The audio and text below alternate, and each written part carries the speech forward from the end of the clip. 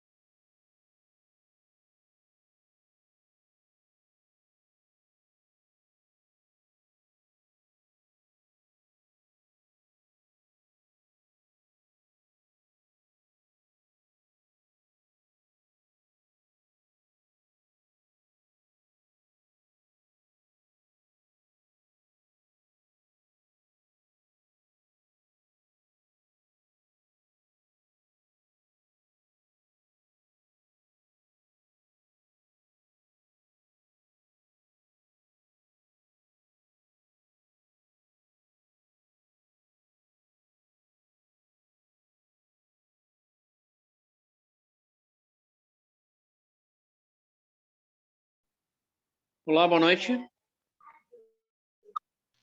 Boa noite.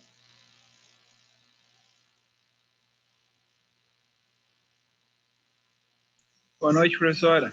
Boa noite.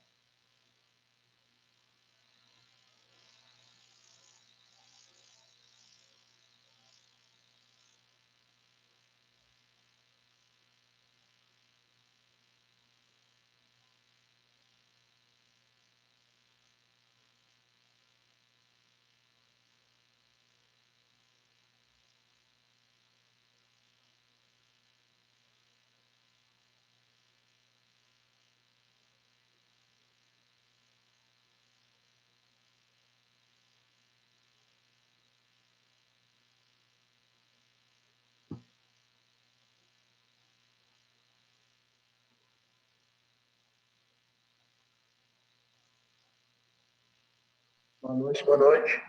Boa noite.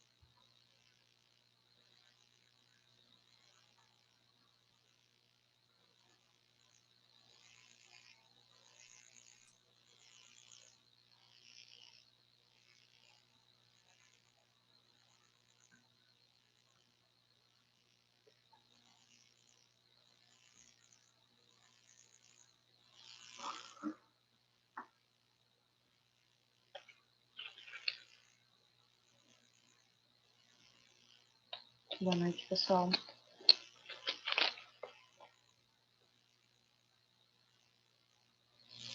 Boa noite. Então, Boa noite. boa noite. Pessoal, hoje a gente encerra a última aula de conteúdo da disciplina, tá?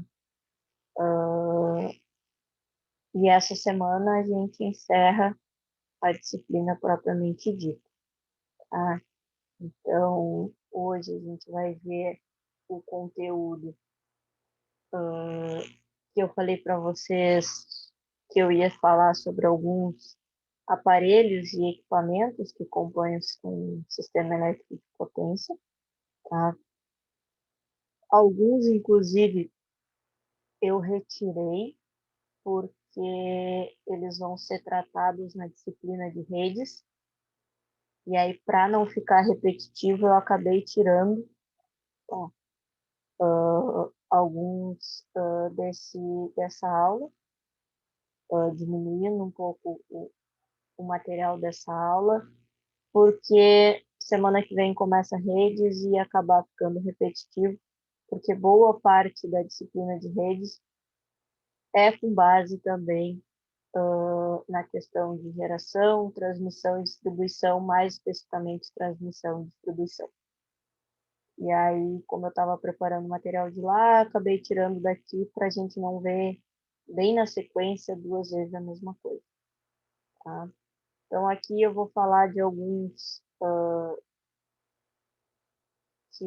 que são bem comuns nesses sistemas e que tenho certeza que todos já conhecem a ideia geral sobre eles, tá? Amanhã, então, a gente vai ter a nossa segunda aula de exercício, tá? Então, a aula aqui também vale um ponto. Importante a presença de vocês. Essa aula de exercícios, ela vai ser com base na aula de hoje, tá? Nas aulas de distribuição, tá? Que a gente viu, e nas aulas de transmissão. Então, são esses três assuntos que vão compor a nossa lista de exercícios amanhã. Aula de transmissão, aula de distribuição e a aula de hoje. Tá? Aquela mesma ideia da aula de exercícios que a gente já fez. Tá? E aí, na quarta-feira, a gente vai ter uma revisão.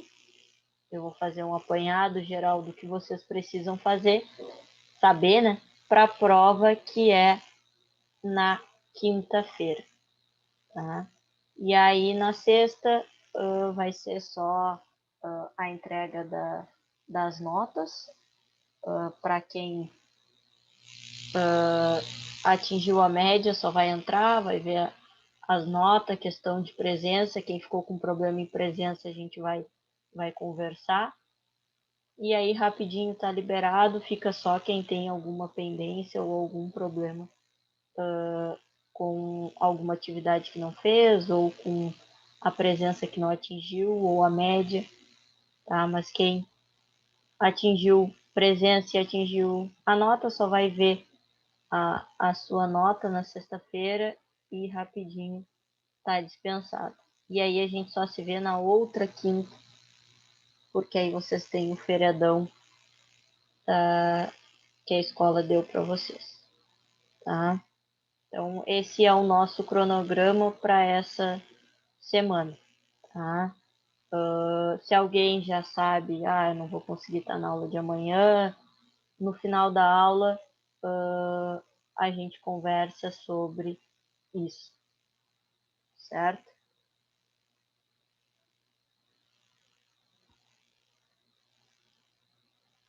Então, começando efetivamente, então, a nossa aula de hoje, falando sobre os principais equipamentos de um sistema elétrico de potência. A gente tem a questão, a gente falou questão de proteção, de controle, principalmente nas partes de transmissão de energia, tá? E aí até falamos um pouco de alguns que compõem um sistema de transmissão, mas a gente consegue citar aqui alguns equipamentos que são importantes para todas as 3 etapas de um CEP, tá? Cada um com a sua finalidade, cada um na sua etapa, mas cada um com a sua importância, tá? Então, questão dos geradores, das linhas de transmissão, dos transformadores de potência, que a gente citou, falou do papel deles de fazer a conversão, mas não chegamos a falar sobre eles. Os capacitores em derivação e em série, reatores em derivação, compensadores síncronos, tá? E alguns outros, tá? Aqui alguns são elencados, outros não, nem todos a gente vai estar falando na aula de hoje, porque como eu disse, alguns a gente vai estar tratando na disciplina de redes, tá? E aí, aliado à questão do controle, que são aqueles equipamentos que eu acabei de citar, a gente tem a questão da proteção. E a gente viu o quanto é importante esses 2 processos de controle e de proteção, né?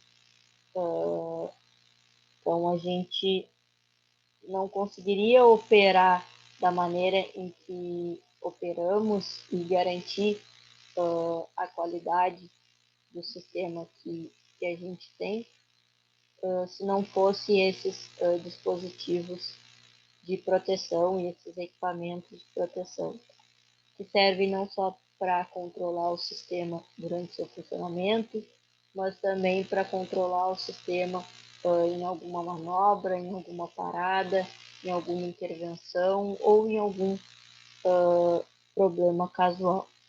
Então a gente pode citar transformadores de potencial, divisores de potencial, transformadores de corrente, chaves, seccionadoras, disjuntores, relés de proteção, filtros, para-raios. Alguns desses são importantes para o sistema de modo geral, só podem ser usados em etapas de um CEP, outros podem ser utilizados como mecanismo de proteção em residências, em prédios, para raios, por exemplo, tá? Então, questão de disjuntores, alguns desses, então, são importantes na questão de proteção, não só no CEP, mas também com o seu papel nas residências, nos nossos consumidores, né? Sejam eles de pequeno, médio ou grande porte. Tá?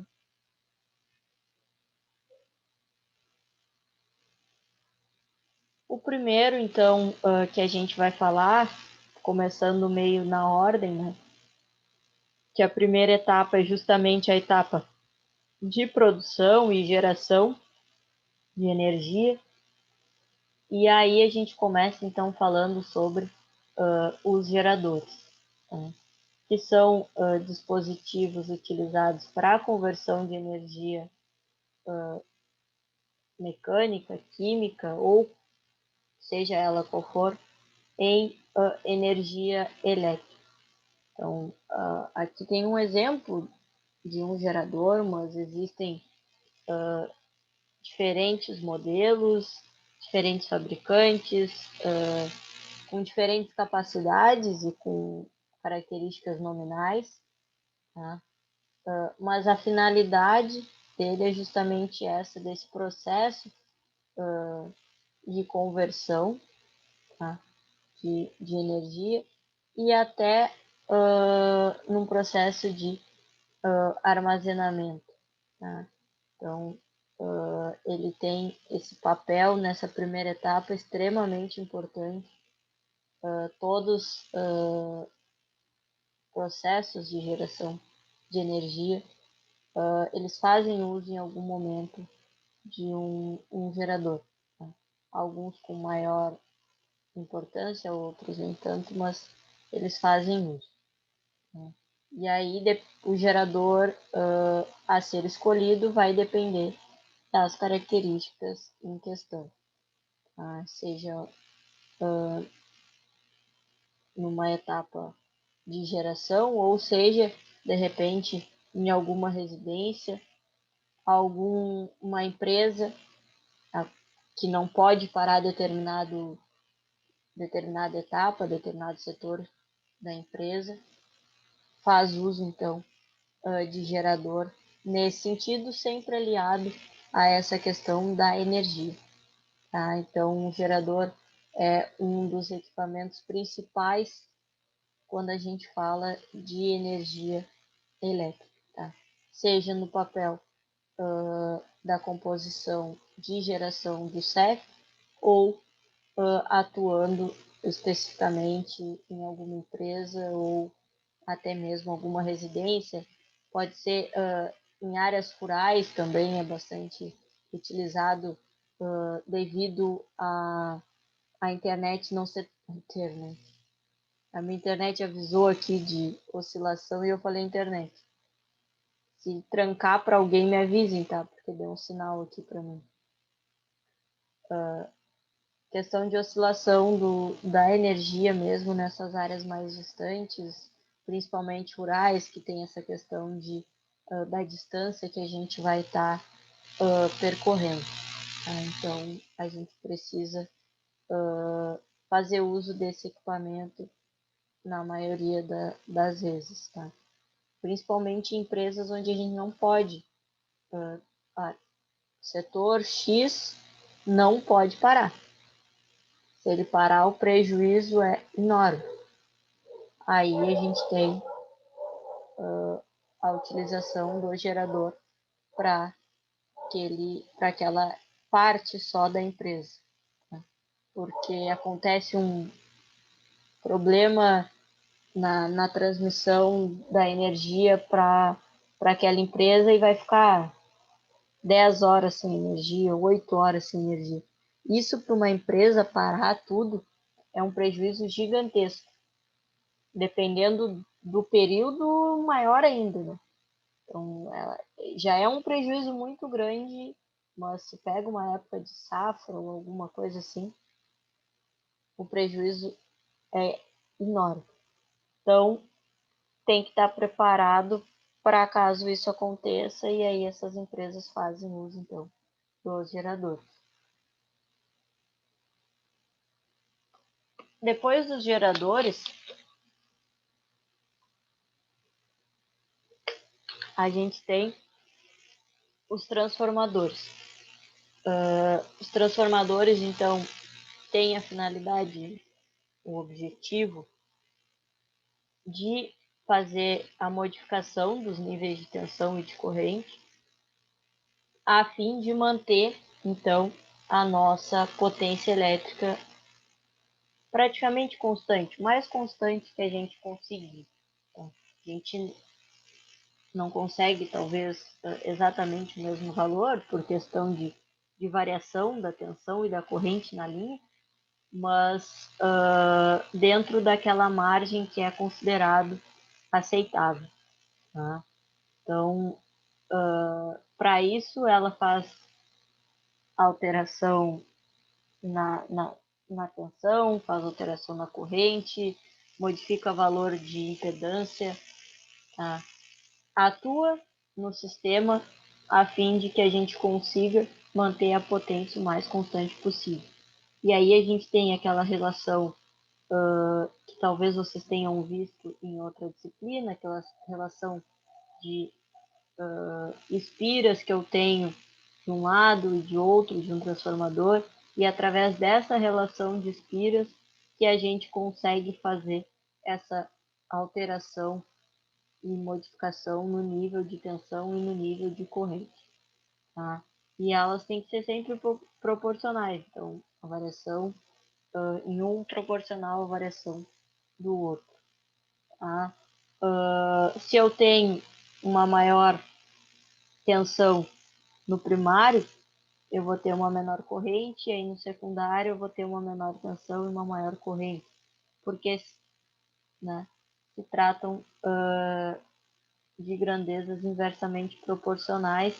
Dessa forma, aumentando um, diminuindo o outro, eu consigo manter a mesma relação de potência no primário e no secundário. Tá? E aqui, não vou entrar no mérito das equações, enfim, porque eu acredito que vocês já tenham visto isso em algum momento do curso. Certo? Já viram? Só para eu...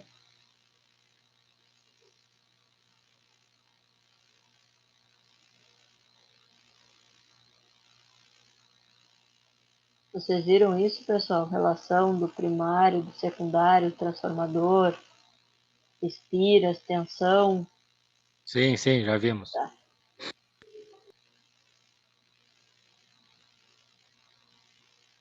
Porque senão eu voltava aqui. Mas se já viram, beleza. O terceiro equipamento, então, é o nosso disjuntor. Tá? Se trata de um dispositivo eletromecânico. Tem a função de um interruptor, que atua de forma automática. Quando necessário, ele atua e muda o estado. Né? Que tem, então, a finalidade de proteger um sistema elétrico, determinada instalação elétrica, contra possíveis danos de curto-circuito, de sobrecarga. Então, é um dispositivo importante nesse sentido. A atuação dele ocorre quando ele detecta picos de corrente. Tá? Esses picos ultrapassando, então, aquele limite que é aceitável. Né? Então, quando foge daquele valor aceitável, ele percebe que está tendo um pico fora da curva, né?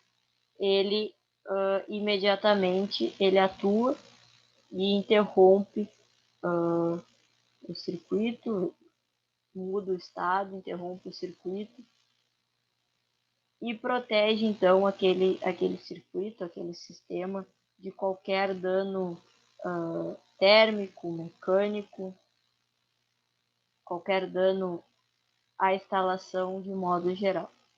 Então, todo mundo conhece e tem as suas residências. Acredito que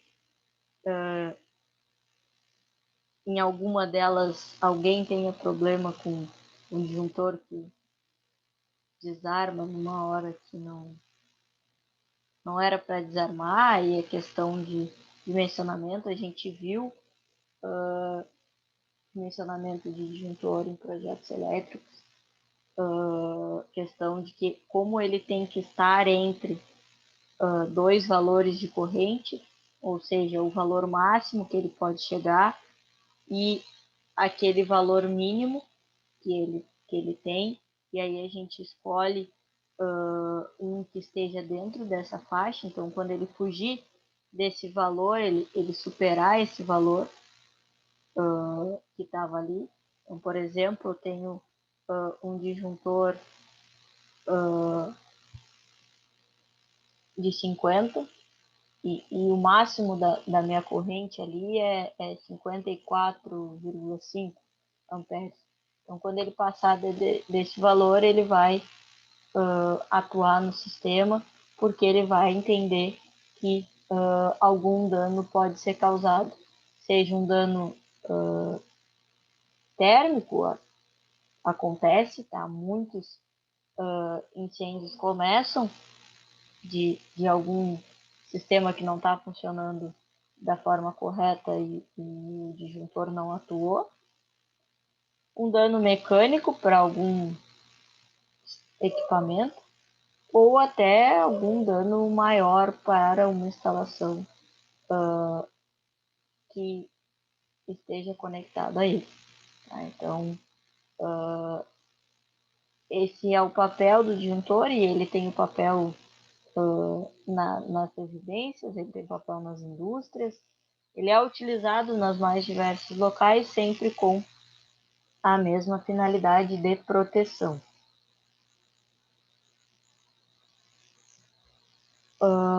Depois a gente tem a questão do para-raio, a gente viu que é um dos equipamentos utilizados no sistema elétrico de potência para proteção.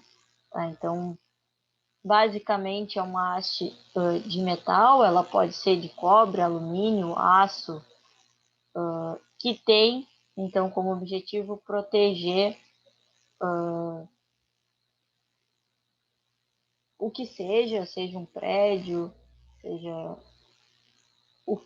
onde ele for instalado, das descargas elétricas atmosféricas, tá? Raios, enfim. Então, como a gente tem a tendência do raio atingir o ponto mais alto de uma determinada área, o para-raio é instalado então no topo de prédios e no topo de edifícios, enfim, a fim de que o raio procure o ponto mais alto e o ponto mais alto seja justamente o para-raio. Não é só instalar o para-raio, colocar ele lá em cima do edifício.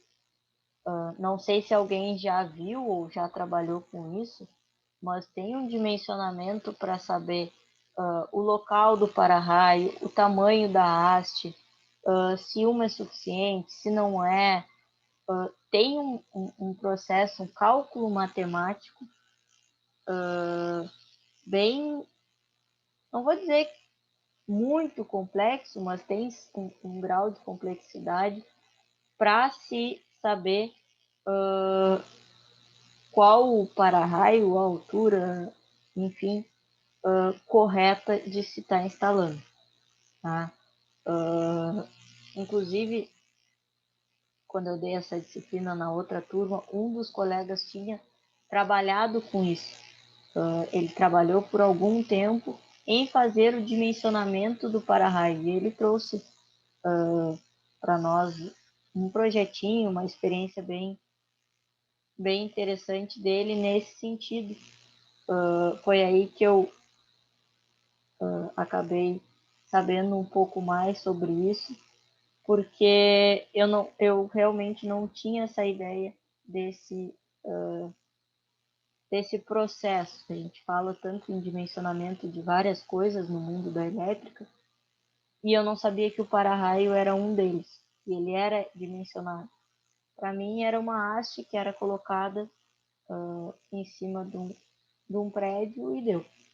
E aí eu dei uma olhada nisso e vi que envolve uns cálculos com um grau de complexidade bem razoável para a gente estar fazendo esse processo de instalação. Se é feito ou não é feito, aí eu já não sei, tá? Se efetivamente na prática é feito esse dimensionamento ou se só é instalado o para-raio. Aí eu não sei dizer para vocês nesse sentido. Ele trabalhou numa empresa em que fazia isso, né? Fazia esse processo de dimensionamento na hora de instalar, mas não sei o quanto isso é feito ou não de modo geral. Tá?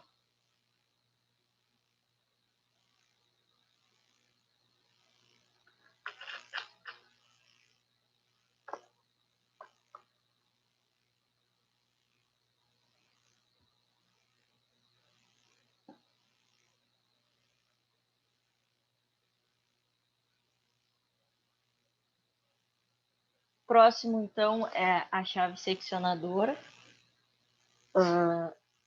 que tem como objetivo isolar determinadas partes de um circuito elétrico, então, pelos mais variados motivos, eu preciso fazer uma manutenção em determinada parte, eu vou lá, troco o estado da minha chave seccionadora e isolo uma parte do meu circuito para interromper então a passagem de corrente ali, por exemplo, e conseguir fazer a manutenção. Eu tenho que alterar, eu tive um dano no meu sistema, e aí eu tenho um sistema de controle que troca a chave e aí outra parte passa a atuar para suprir aquilo. Isso é comum nessa parte de subestação, de geração de energia. Se uma linha de transmissão ela teve algum problema, atua um sistema de controle para suprir a necessidade daquela linha, e aí faz uso, então, da chave seccionadora nesse sentido, porque ela pode ser controlada de forma automática, tá? Então, o local onde elas são instaladas é uma questão estratégica para conseguir atender as necessidades do nosso sistema. Tá? Então, por exemplo, seccionar a rede para minimizar os efeitos das interrupções programadas ou não, tá? Ou seja, isolar uma parte da rede para a gente fazer a nossa atuação, seja ela programada ou não, porque de repente eu estou programado para fazer daqui a 2 semanas, mas a rede deu algum problema agora e eu preciso atuar. Estabelecer seccionamento visível em equipamentos como religadores automáticos, chaves a óleo. Estabelecer bypass em equipamentos como reguladores de tensão, manobras de circuito. Tá? Então, são diversas as aplicações de uma chave seccionadora pelos mais diversos motivos. Seja por uma questão de proteção, seja por uma questão de controle, seja só para ligar determinado sistema ou desligar, enfim. Ela tem as mais diversas aplicações dentro de um CEP e também fora dele, tá? Em N aplicações diferentes. Aqui a gente tem um exemplo de uma voltada para um CEP, tá?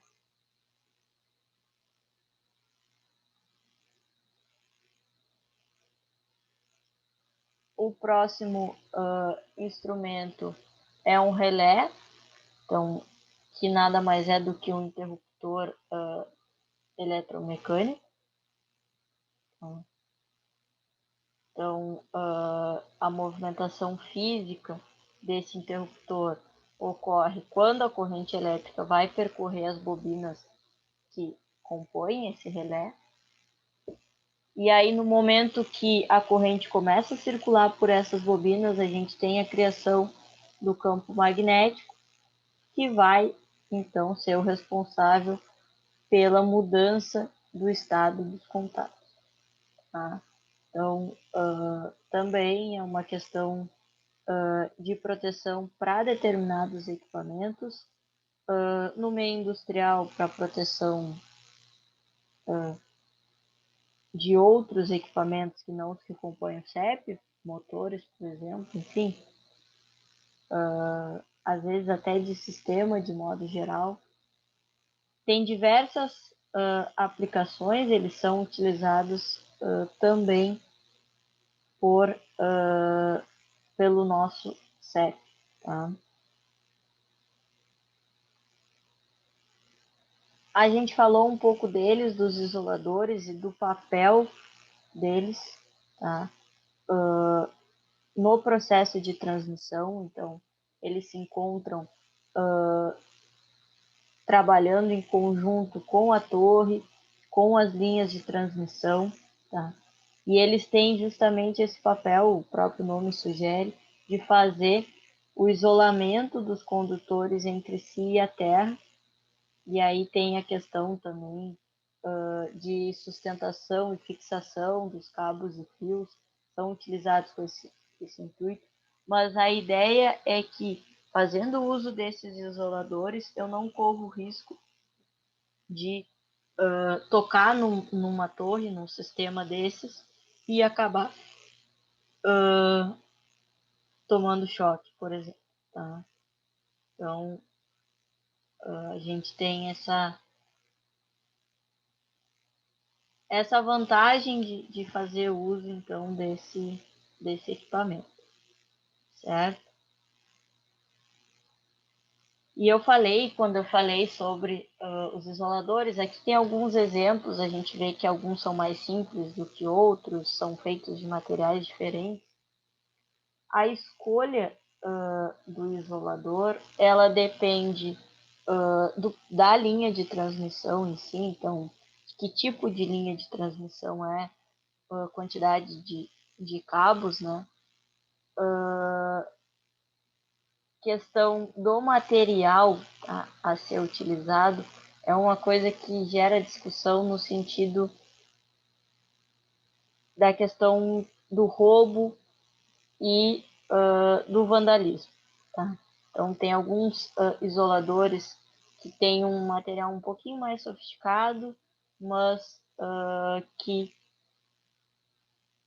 acaba não sendo tão utilizado e não vale a pena a sua utilização, porque não é nem, vão roubar, mas o vandalismo por vandalismo só, ou questão de determinado material não ser tão aconselhado para determinada região por questões climáticas, tá?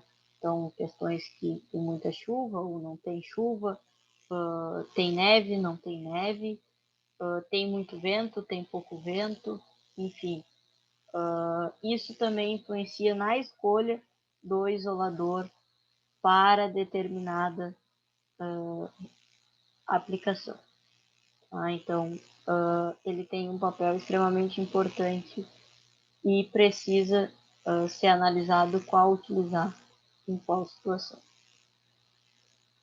A questão das linhas de transmissão, a gente falou bastante no processo de transmissão, tá? Justamente porque é através das linhas de transmissão que a gente tem efetivamente o transporte, a transmissão da energia, tá? Essa transmissão ela não é irradiada, e sim guiada de uma fonte geradora, então do processo de geração para uma carga consumidora, tá? Passando pela etapa de distribuição, então chegando na subestação lá que a gente viu, e aí sendo novamente transmitido na etapa de distribuição de energia. Tá? Então, pode ser uma linha de onda, um cabo coaxial, fios paralelos ou fios torcidos, enfim, esse processo dessas linhas de transmissão também dependem do local, dependem do nível de tensão que a gente vai estar transmitindo, a distância a ser percorrida, tá? Vou sair de determinado local até onde? As linhas de transmissão elas atravessam o estado.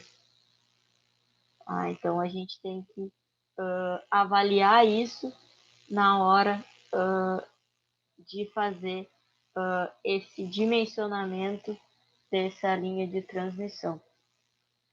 Para não ficar repetitivo e não voltar a dar para vocês essa questão de geração, de transmissão, de distribuição, eu estou pegando alguns assuntos diferentes para a aula de redes, envolvendo essas áreas, e um deles é justamente isso, fazer como que é feito e o que precisa ser levado em consideração, quais as etapas para a gente fazer esse processo de transporte de energia.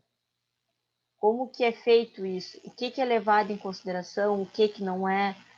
O que influencia? O que não influencia? Qual o passo a passo a ser cumprido até a gente efetivamente conseguir desenvolver essa linha de transmissão? São vários aspectos que devem ser considerados e que, quando eu comecei a ver para montar o material, eu não imaginava que tais itens seriam tão importantes. Então, essa questão da linha de transmissão e do projeto, a gente vai aprofundar um pouco mais na outra disciplina. Justamente para eu tentar trazer alguma coisa diferente, né?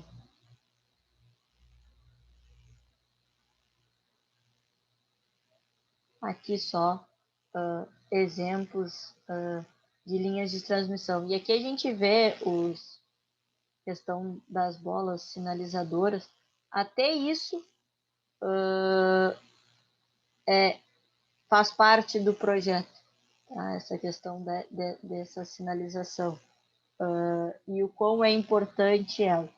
Então, essas coisas a gente vai estar focando na próxima disciplina, a penúltima de vocês no curso, se eu não me perdi.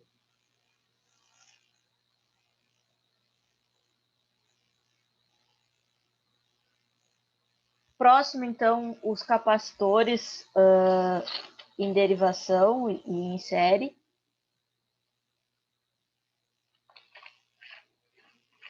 Aí a gente está falando de bancos de capacitores que podem ser utilizados nas mais diversas instalações. Subestações, então a gente tem esses capacitores em derivação nas duas subestações que a gente trabalha. Então, naquela que liga o sistema de geração à transmissão e naquela que liga a transmissão à distribuição. Então, em ambas as subestações a gente faz uso de capacitores, tá? Redes elétricas de distribuição, e aí tá ligado a essa outra subestação, né? Instalações industriais, então questão de banco de capacitores é extremamente importante, e no meio industrial, principalmente associado à potência reativa e atuar no sistema para fazer a correção de fator de potência, para fazer menos uso de potência reativa e, consequentemente, gerar menos custo para a empresa. Então, os capacitores, eles têm esse papel importante nesse aspecto. Tá? Então, eles têm um papel importante de controle disso nas subestações e tem um papel importante no controle disso diretamente nas indústrias. Tá? Quanto mais a gente tiver de potência reativa atuando no sistema, menos a gente vai ter de potência ativa.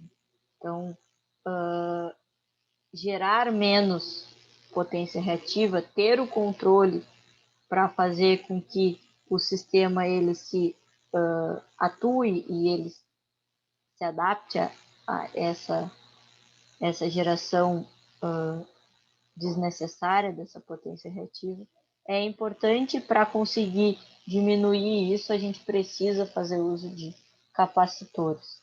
Tá? Então, tem todo o processo de como fazer o dimensionamento de um banco de capacitores, como fazer esse banco e esses capacitores eles funcionarem em determinado momento. Quando eu fiz o meu projeto de eletro, a gente fez o dimensionamento do banco de capacitores com base na demanda. mas não na demanda aquela que a gente calculou lá em projetos elétricos, demanda total, mas sim na demanda por hora. Então, a gente fez o cálculo da demanda por hora para as 24 horas de funcionamento da empresa. Por quê? Porque hora funciona um setor, hora não funciona. Então, o que vai funcionar? Final de turno, por exemplo. Vestiários por questões de chuveiro, mas aí parou de funcionar o administrativo, trocou o turno, dá uma pausa na produção, volta a atuar a produção. E aí, com base nisso, a gente fez o cálculo do projeto de capacitores. Então, hora entrava tal banco em ação, hora entrava 2 bancos trabalhando simultaneamente, hora 3, hora nenhum estava atuando. Então, para conseguir evitar ao máximo essa questão da carga reativa. Por quê? Porque quanto mais carga reativa eu tiver na empresa, maior o custo que ela vai pagar para a concessionária. Por que isso? Porque a concessionária vai ter que gerar mais energia para suprir essa carga reativa que está atuando ali. Então, gera um maior custo para a concessionária. E aí ela não vai arcar com esse prejuízo. Quem arca com esse prejuízo é a indústria. Certo? Então, por isso que tem essa questão dos capacitores nesse sentido. E aí a gente tem eles atuando, como eu disse, tanto no processo de geração, quanto transmissão, quanto distribuição, quanto efetivamente lá na nossa empresa, atuando nela, justamente porque lá dentro das indústrias que a gente tem efetivamente o processo de distribuição. Então, a gente tem o uso desses capacitores. Qual a função deles? Liberar os geradores para fornecer maior potência ativa ao sistema. Por quê? Porque ele reduz a potência reativa e, consequentemente, libera a geração e o fornecimento de maior potência ativa. Correção do fator de potência na geração. Então, para fazer a transmissão já com esse fator de potência corrigido.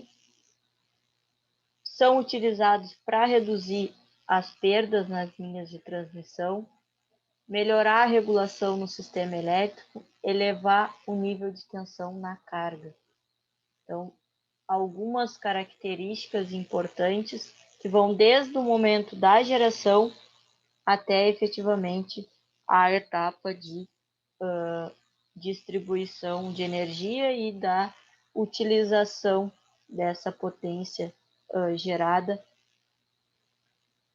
e a correção dessa potência gerada de forma desnecessária.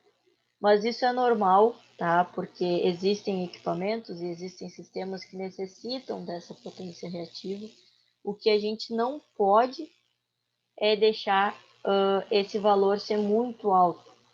Por isso a gente faz a correção do fator de potência, porque a gente tem que estar, se nada mudou desde a última vez que eu estudei isso, com valor entre 0,92, 0,93 até 1 no fator de potência. 1 é quando a gente não tem, se trata de uma carga totalmente resistiva, a gente não tem essa questão da carga reativa.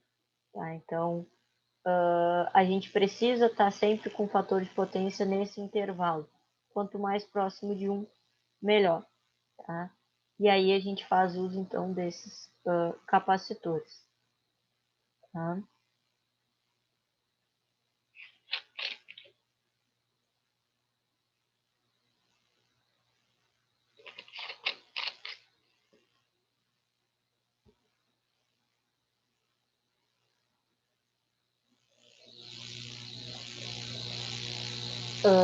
O próximo, então, os compensadores síncronos, ele, funcionamento e a ideia dele é idêntica ao de um motor síncrono, cujo eixo não está conectado a nenhuma carga, mas gira livremente.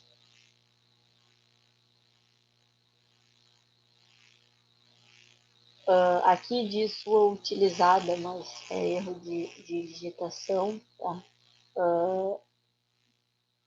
Sua utilização, sua finalidade, seu objetivo não é o de converter a potência elétrica para a potência mecânica ou vice-versa, mas ajustar condições do sistema elétrico de transmissão. Essa questão do compensador síncrono, tá? Ela está aliada a uma melhoria no sistema de transmissão. Alguns sistemas fazem uso, outros não fazem, tá? Devido ao custo, se é ou não é necessário, mas a utilização desse compensador, ele ajuda nessa questão da transmissão, em reduzir perdas, tá? Em melhorar esse processo de transmissão, mas ele gera um custo mais elevado e aí acaba não sendo utilizado em grande escala. Tá? Eu falei que isso acontecia, tinha equipamentos que poderiam ou não poderiam ser utilizados, não eram de suma importância para o funcionamento do sistema como um todo, mas que sua utilização acabaria melhorando algumas etapas e o compensador síncrono é um deles. Tá? Às vezes, de repente, um sistema ele não se encontra num funcionamento tão adequado e aí se verifica que o processo de transmissão ele não está funcionando como deveria, tem mais perdas do que se havia planejado, e aí começa a se buscar alternativas para fazer a correção disso, e uma dessas alternativas é justamente esse equipamento. Tá? E a gente tem diversos tipos, tá? Uns mais sofisticados que outros, como qualquer equipamento, mas aqui eu só trouxe um exemplo, uma imagem de um deles para vocês saberem, até porque não é um equipamento tão importante assim num sistema tão utilizado. Importante ele é, não é tão utilizado. Certo, pessoal? Como eu disse, eu tirei alguns equipamentos daqui. Na verdade, eu queria até ter começado a montar as aulas de redes antes, para não ficar tão repetitivo, mas não deu por causa do meu tempo. E aí eu vou modificando conforme dá a disciplina de redes, porque vocês vão ver que boa parte da ementa é bem parecida, tá? E aí eu vou tô tentando buscar materiais novos que abordem o que é preciso, mas que vá por um outro caminho. Então, como fazer o projeto de uma linha de transmissão, ao invés de só falar o que é o processo de distribuição, o que é preciso ser entregue para a concessionária para ela efetivamente fazer esse processo. Enfim, estou tentando ver o que eu consigo trazer de diferente para vocês, para não ficar tão repetitivo. Tá? Assim a gente encerra o conteúdo teórico, tá? Dessa disciplina. E eu não sei se eu tô devendo algum material para vocês lá. Deixa eu ver. Qual foi o último? Alguém sabe qual foi a última aula que eu mandei lá? Foi a transmissão parte 2. Então eu tô devendo o material de distribuição e esse da aula de hoje. É isso. Esse e esse.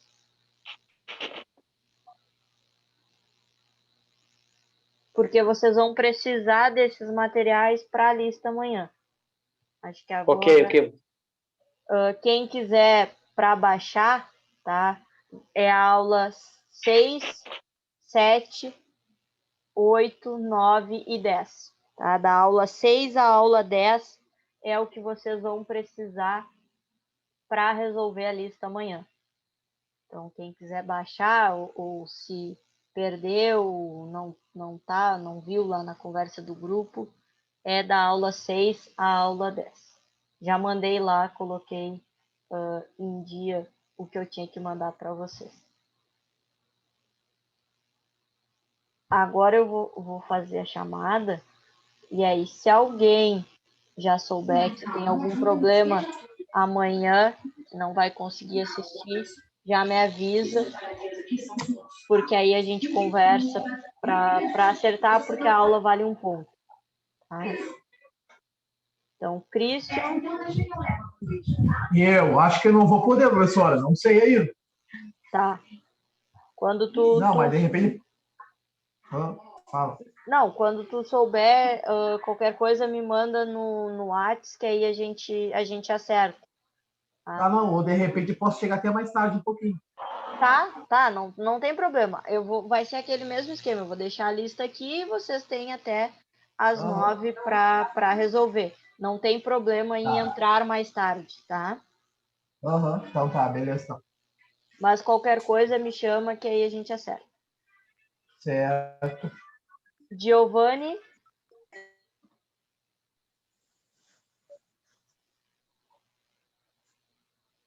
Eduardo. Presente. Everton. Eu, professora. Francisco. Fala, professor, chamou meu nome? Chamei. Desculpa, não tinha ouvido aqui, foi mal. Cadê a chamada, professora, que eu não tô enxergando? Hã? É que tá na minha outra tela, peraí. Eu não tô enxergando. Ah, tá. Isaac.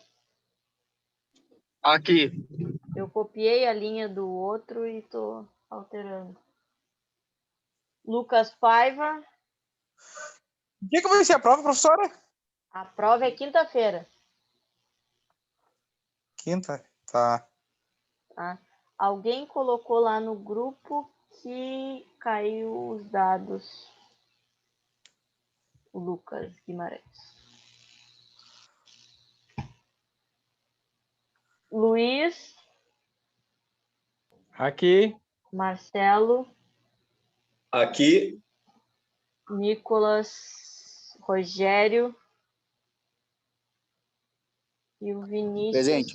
O Vinícius passou a aula toda caindo e voltando. Eu aceitei ele umas 4 ou 5 vezes. Voltou agora. Vinícius está aqui, já botei presença.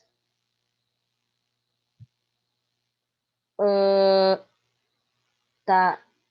O que vocês precisam me dizer quem tiver problema? Aula de amanhã, terça-feira, que a lista é avaliada em 1 ponto. E quinta-feira, que é a avaliação.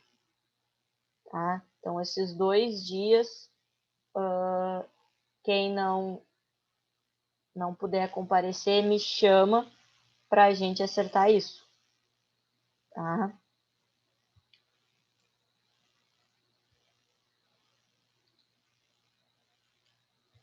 Certo, pessoal? Vamos encerrando, então, a aula de hoje. Se alguém quiser acertar alguma coisa, é só falar que a gente já combina aqui. Se não, é só me chamar no WhatsApp.